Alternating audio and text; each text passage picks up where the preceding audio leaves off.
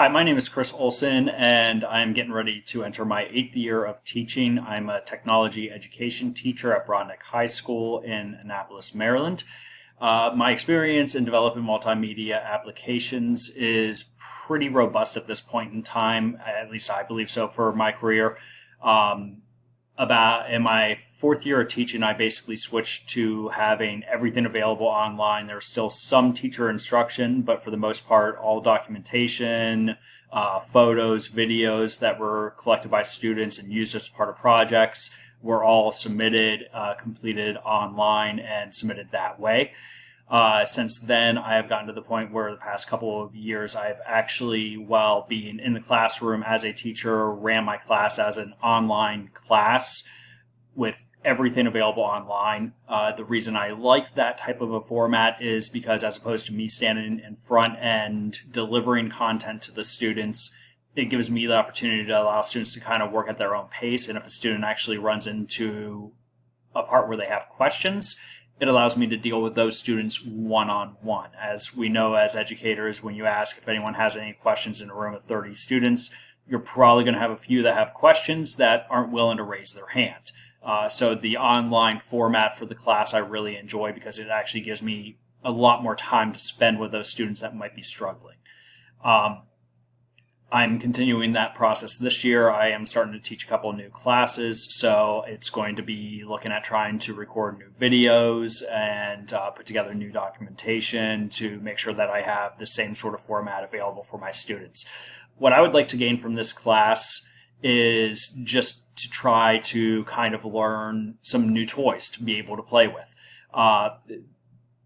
The World Wide Web is immense. There's so much out there, especially educationally, and there's a lot of great free programs out there. There are also a lot of great cheap programs out there, and I'm hoping that through this course I can identify a couple more tools to be able to use myself in my own classroom, or else hopefully be able to see what some of you are coming up with and be able to say, that looks really cool, I want to try that in my classroom. So that's what I'm hoping to be able to gain from this class. A little bit about myself.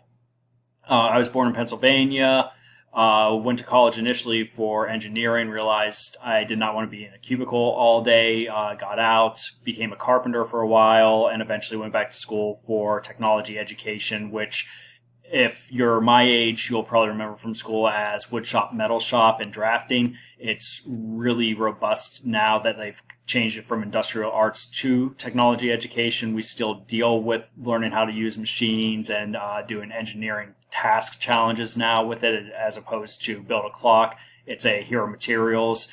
Here are some water syringes. Build a backhoe that uses hydraulics to move sand from one container to another. This year I'm going to be teaching a couple of computer science courses, so I'm looking forward to that. I'm a avid football fan, and by football I mean soccer for those of you that are used to hearing it that way. A huge fan of Liverpool, watch every single one of their matches. If you saw my classroom, it is adorned with everything Liverpool. It's starting to get ridiculous, and that's the reason why my wife told me that that's the place I'm allowed to decorate. I'm not allowed to decorate the house.